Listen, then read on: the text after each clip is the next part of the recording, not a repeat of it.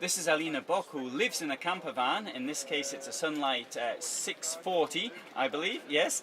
And Aline, you've got a very interesting background because, unlike myself, I decided that I came into camper vans via travelling by trains, via travelling by cars, and then through business reasons, in a way, coming into camper vans. You were born into it. How did it happen?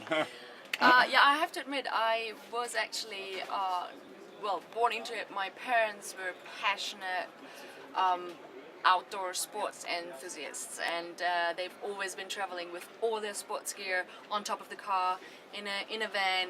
They had those old VW bullies, like the perfect hipster vans actually, and I've seen some photos right now where I was like really little baby already on their trips, so with my sister and my brother, so it was like 5 people traveling in this perfect like made van lifestyle sports equipment, whatever we all took with us. So yes, it has been a couple of years that I've been doing this, but I've never had my own van, and since a couple of years I actually started to dream of living in my own van, and with the corporation Sunlight I'm now able, like, they're making my dream come true, where I'm now able to travel in my own van for quite a bit, and it's been an amazing experience so far. So I've been traveling in it for 2 months, and I've almost a year to go.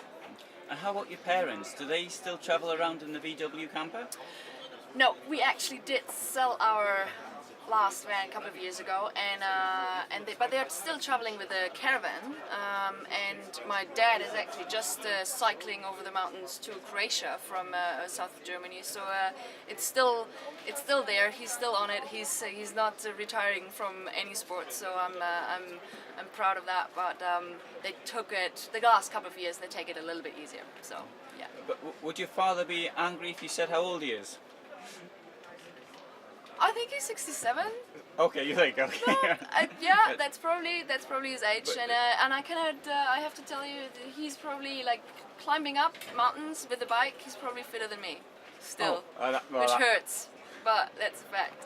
I'm good in downhill. I'm faster in downhill. He always says I shouldn't go this fast, but that's the fun of it. So yeah, there I get him. That's great. And so you entered sports. You're a snowboarder, or were a snowboarder. How did that come about? Yeah, I am a professional snowboarder. I'm a world champion. I won the Free World Tour in 2010. It did actually happen out of not really planning it. It just happened. But I've been snowboarding for 20 years and been out in the backcountry for a lot of years. And so yeah, since then I've been traveling snowboarding, I've been competing, I've been producing my own movies, I've been organizing splitboarding camps in the winter, and I'm biking. I love surfing. I have a huge passion for surfing. So this is all sports. Now I combine them, living in the van together. Like I combine all those sports where I snowboard in the winter, traveling in the van, and I surf and bike in the summer, traveling in the van. So it's for me, it's the perfect match, and I hope I can do it for a couple of years. How do people react to when you tell them what you do? Well, first they don't really understand how I can actually live in the van and what I do, but when I tell them I'm actually a professional athlete, and it's been a long time, investing in that career and training hard, and also losing a lot, like you're never at the same place. People ask me, why don't you just settle down, why don't you just relax and do something else, or have a proper job?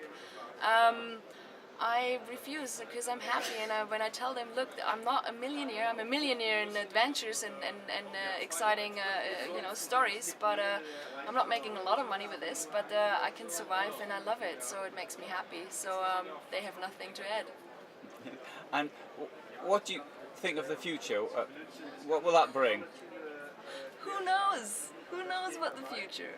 Of course, sometimes I'm super stoked what I do, and I love it, and I want to keep on moving, and I want to keep on, being busy and active.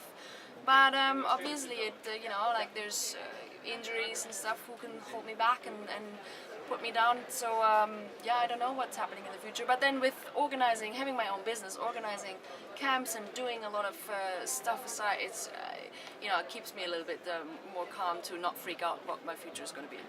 And you did, of course, have a rather nasty accident 3-4 years ago.